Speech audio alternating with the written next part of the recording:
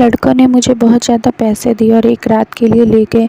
जब पाँचों लड़कों ने मेरे जिस्म से अपनी हवस पूरी कर ली तो अचानक उनका छठा दोस्त भी आ गया।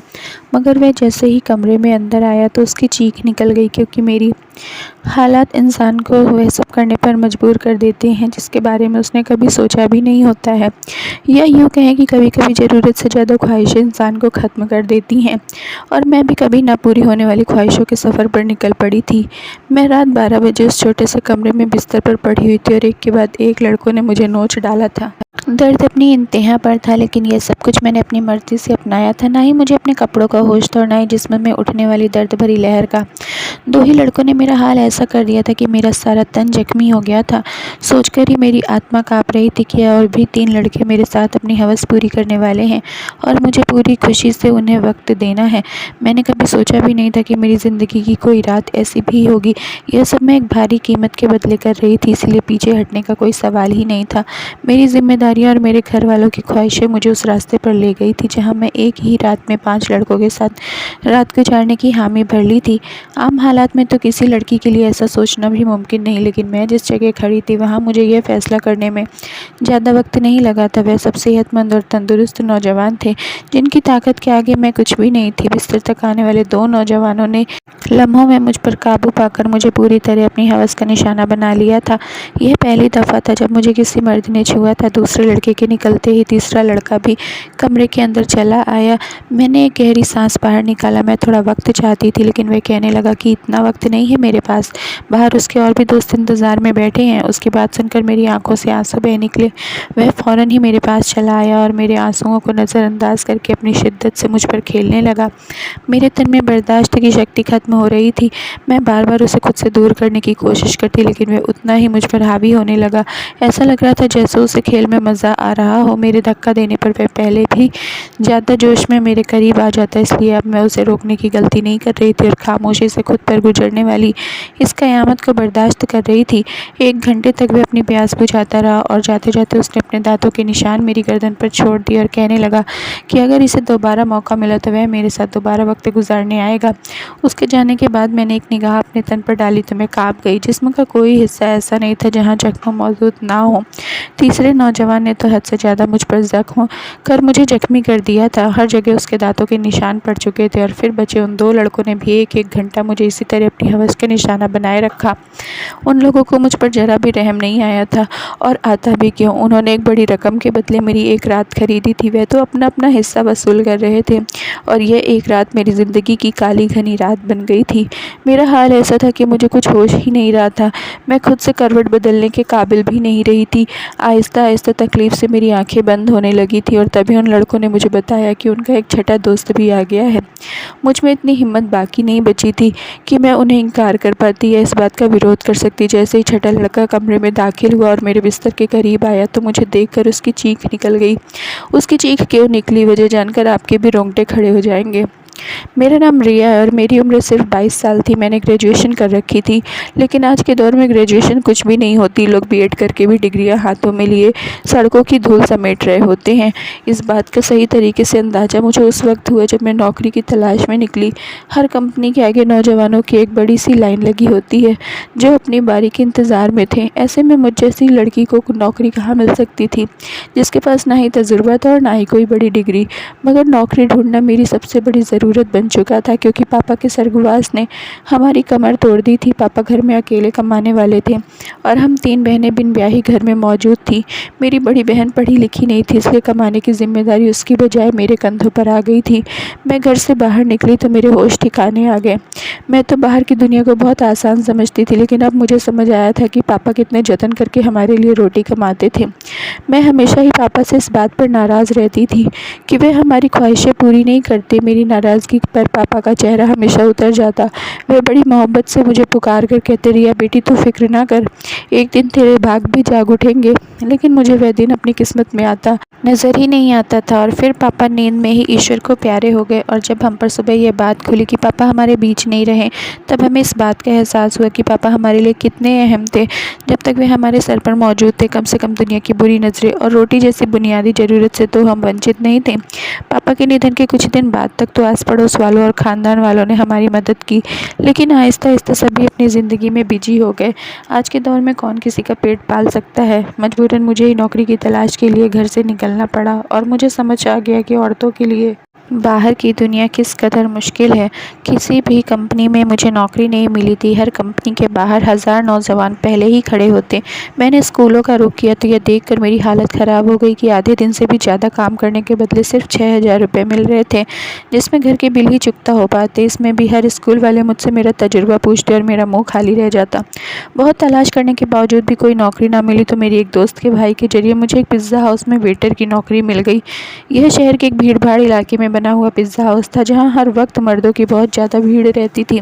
काले रंग का फिटिंगदार पैंट कोट मेरे हवाले कर दिया गया, जिस पर पिज़्ज़ा हाउस का नाम लिखा था, और मुझे अगले दिन से ही नौकरी पर बुला लिया गया। उस नौकरी के बड़े अजीब-अजीब से काम थे जो मुझे पूरे करने थे।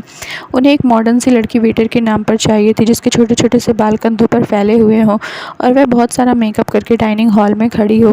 मैं यूनिफ़ॉर्म अपने बैग में डालकर वापस घर लौट आई थी। मैंने अभी तक फ़ैसला नहीं कर पाई थी कि मुझे यह नौकरी करनी है या नहीं, क्योंकि यह मेरे लिए एक बहुत ही मुश्किल काम था। पापा की मौजूदगी में कभी भी बिना ज़रूरत घर से निकलने की नौबत भी पेश नहीं आई थी, और पिज़्ज़ा हाउस में तो इतने सारे मर्दों के बीच इतने तंग कपड़े पहनकर खड़े होना मेरे लिए एक बहुत ही घुटन भरा काम था। मगर भूख इंसान से सब कुछ करवा ही लेती। मैं वहाँ से वापस घर आई तो मेरी माँ दरवाजे पर ही परेशान सी खड़ी थी। मुझे देखकर उनकी आंखों में आंसू आने लगे। मैंने माँ से कहा कि वे दरवाजे तक क्यों चली आईं? तो माँ रोते हुए कहने लगी कि बेटा, बिजली के मीटर वाले आए थे और उन्होंने हमारी बिजली काट दी है।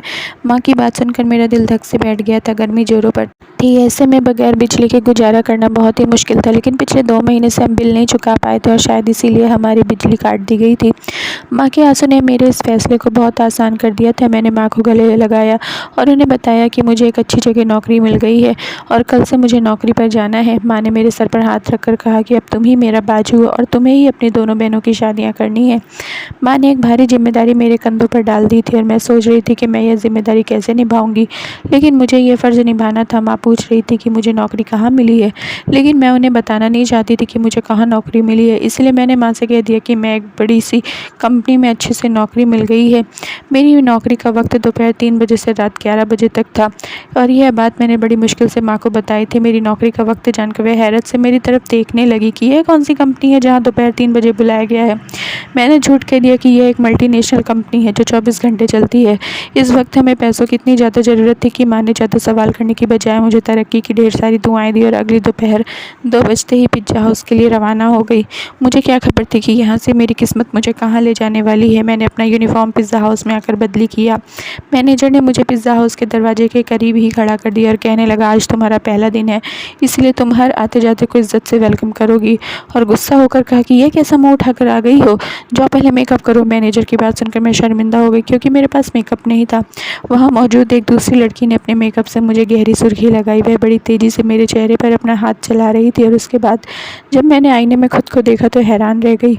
मुझे मालूम था कि मैं खूबसूरत हूँ और मेरा रंग भी बहुत साफ़ है, लेकिन थोड़े से मेकअप के बाद मैं पूरी तरह निखर गई थी। मैं खुद को आईने में देख रही थी जब वह लड़की कहने लगी कि ये लोग खूबसूरती देख कर ही तो यहाँ रखते हैं, वरना काम करने को तो बहुत से लोग मिल जाते हैं। मैं जान गई थी कि यह नौकरी मुझे मेरी काबिलियत की वजह से नहीं बल्कि खूबसूरती की वजह से मिली है। नौकरी का पहला दिन मेरे लिए बहुत ही भारी था। मैं 3 बजे से दरवाजे पर खड़ी थी, आने जाने वाले औरतों और मर्द का वेलकम कर रही थी। यहाँ औरतों की तादाद कम ही आती थी, ज़्यादातर मर्द ही आ रहे थे। रात तक मेरे पैरों में बहुत ज़्यादा दर्द हो चुका था और अभी मुझे वापस बस के धक्के खाते हुए घर भी पहुँचना था। 12 बजे के करीब मैं घर पहुँची थी। माँ मेरे इंतज़ार में जाग रही थी। मैंने माँ के साथ बैठकर खाना खाया और फ़ौरन ही बिस्तर पर लेट गई। मुझे पापा की बहुत याद आ रही थी। पापा मेरे सबसे ज़्यादा नखरे उठाया करते थे, फिर भी मैं हमेशा उनसे किसी न किसी बात पर रूठ जाती थी। पैरों की तकलीफ़ से तड़पते तड़पते कब मुझे नींद लग गई पता ही नहीं चला। अगले दिन मैं फिर 2 बजे के करीब घर से निकल गई थी। आज मुझे दरवाजे के पास खड़ा नहीं किया गया था, बल्कि ऑर्डर लेने का काम दिया गया था। यह काम मुझे थोड़ा सा आसान लगा था, लेकिन कुछ ही देर में अंदाज़ा हो गया कि यह काम बिल्कुल भी आसान नहीं था। मैं जिसके पास भी ऑर्डर लेने के लिए जाती, उनमें से अक्सर मर्द मुझे सर से पाँव तक देखते और मुस्कुराते। बदले में मुझे भी मुस्कुराहट जाहिर करनी पड़ती, क्योंकि यह मेरी नौकरी का नियम था।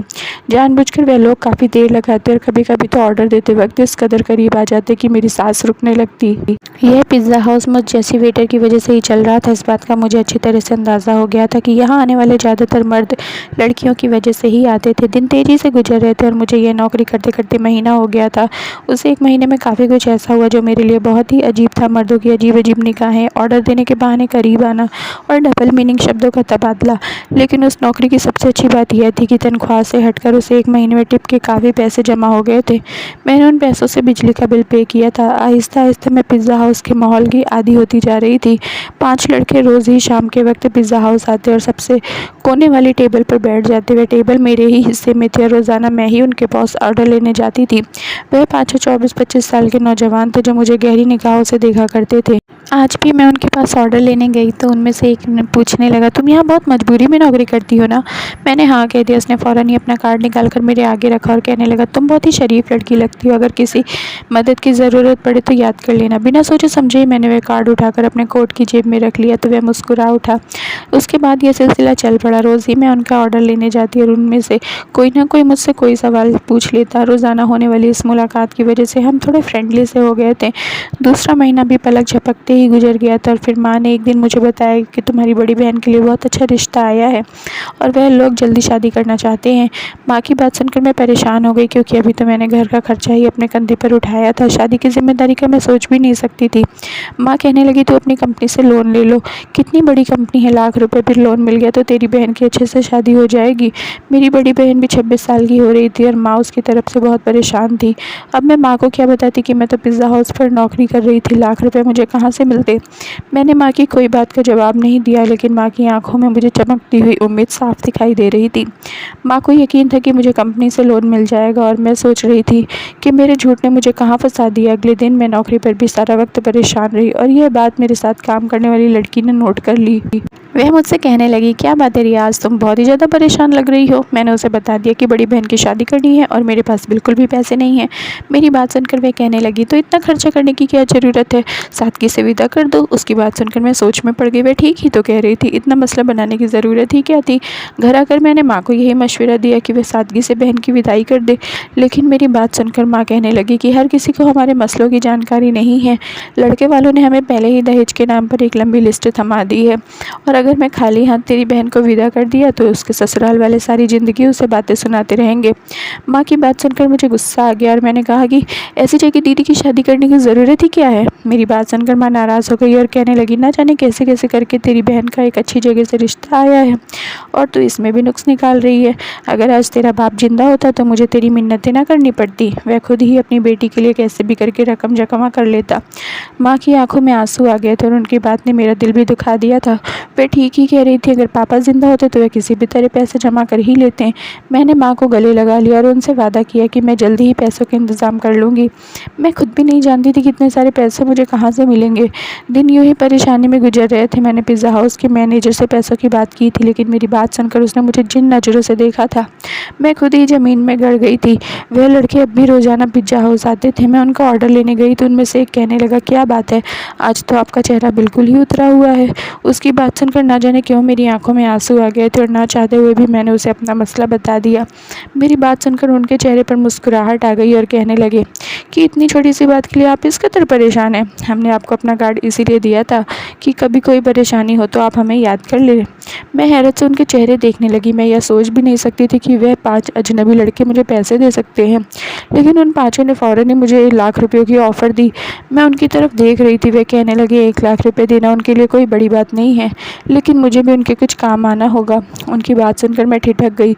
उन लड़कों को मुझसे क्या काम हो सकता था, यह बात समझने में मुझे ज़्यादा देर नहीं लगी। मैंने फ़ौरन ही घबरा कर कहा कि मैं एक शरीफ घराने से संबंध रखती हूँ और मैं कोई गलत काम नहीं कर सकती। वे हंसकर कहने लगे कि हमने सिर्फ पेशकश की है, कबूल करना या ना करना आपकी मर्ज़ी है, लेकिन आज के दौर में 1 लाख रुपये आपको कोई भी नहीं देगा, चाहे वह आपका कितना करीबी रिश्तेदार ही क्यों ना हो।